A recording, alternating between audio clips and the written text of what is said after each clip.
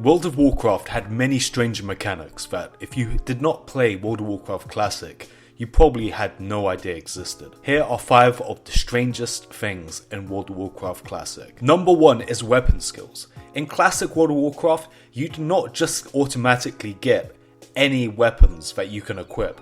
You actually needed to train skills to be able to even equip the item.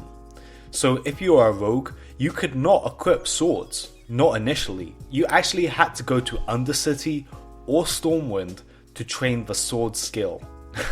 So if you were just playing normally and you came from retail version of World of Warcraft and you thought that, oh yeah, I'm a rogue, I can equip swords, no problem. No, you needed to actually go and train it, and it cost 10 silver, which was actually quite a bit of money when you were around level 10, which is the time when you would actually go to Stormwind or Undercity. So if you were an Orc rogue, you actually needed to go all the way to Undercity to even train the sword skill. In addition, there were a bunch of other weapon skills that all other classes did not automatically get. And when you did train these skills, you actually needed to level them up. In Classic World of Warcraft, there was not just your character's level, you also had skill points that you needed to increase when you were using your weapons. So it happened many times where people just forget about weapon skills. You know, they go into a raid, they get a hand-to-hand weapon where there's hardly any hand-to-hand weapons in World of Warcraft Classic, but there were one that dropped in Zul'Gurub that was pretty good. Now, if you're a rogue and you equip this, you would not be doing any damage. You would just be missing constantly if you equipped this hand-to-hand weapon. You actually needed to go and train the skill. So as you were fighting, the skill of your hand-to-hand weapons would go up. And you would eventually be able to start hitting things. But it happened so many times where you would just equip a new weapon and you'd be like, oh yeah, I haven't trained this weapon skill yet. So now you actually need to grind weapon skill while you're using your weapons to try and get it up. So, I mean, this was a pretty crazy mechanic, and if you did not play Classic World of Warcraft, you'll have no idea this is actually the case. Number 2 is an item called Wolfshed Helm. Now, this helmet is actually the best item in Classic World of Warcraft by far. And the reason why is because for feral druids, you could actually equip this item and it will actually give you 20 energy when shapeshifting.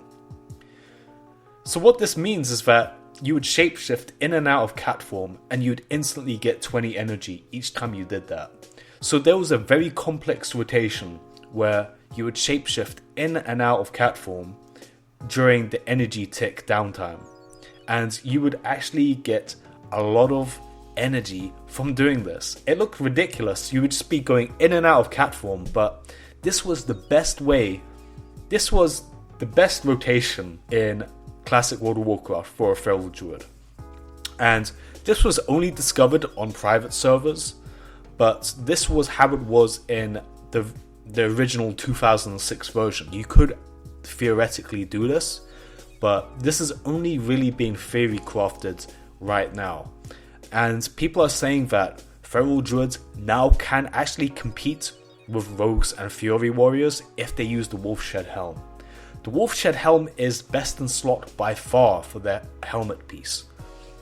And it's even best in slot up to Wrath of the Lich King. That is how good this item is. I don't think there's any other item in Classic World of Warcraft that is best in slot until Wrath of the Lich King.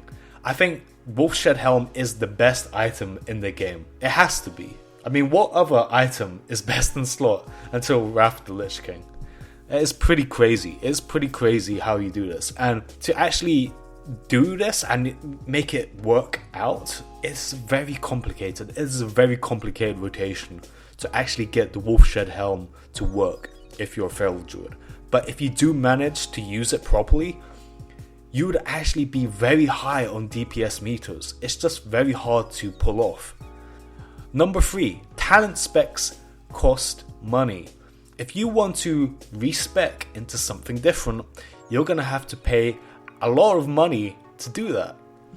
And what happens in vanilla World of Warcraft is each time you respec, you need to go to a class trainer, you pay them money, and then you can change your talents once again. Your talent points go to unspent, and then you can put them into whatever you want. But this costs a lot of money. It costs up to 50 gold. Each time you respec, the price goes up, and it caps at 50 gold. Now 50 gold in classic World of Warcraft was a ton of money. It took a long time to get to 50 gold. It was like at least an hour of farming, straight farming, to get a respec. So if you just wanted to do a bit of PvP, change your talents to be, to compete in a battleground, you would actually need to spend a lot of money and a lot of time farming gold to even make that happen. Or if you were wanting to try, I'm a paladin, let me just try, DPS spec. Yeah, it's going to cost a lot of money to do that. There was no such thing as, dual spec or tri-spec or whatever. You would actually just need to go to a class trainer, pay money, and then you can actually respec. Number 4. Many zones in classic World of Warcraft were not accessible. There were so many zones put in the game that you just could not access. For whatever reason, you just could not access them. And some of them were just very strangely put in the game. Like you could actually access the Caverns of Time in classic World of Warcraft, which was a Burning Crusade zone. So you could get to Burning Crusade content in classic World of Warcraft. And the way you do it is pretty fascinating. You have to go to Tanaris, and there's like a mountain next to the Caverns of Time, and you just need to like climb the mountain, and you slip down. It's pretty complicated procedure, but you could actually get into a Burning Crusade zone in classic World of Warcraft.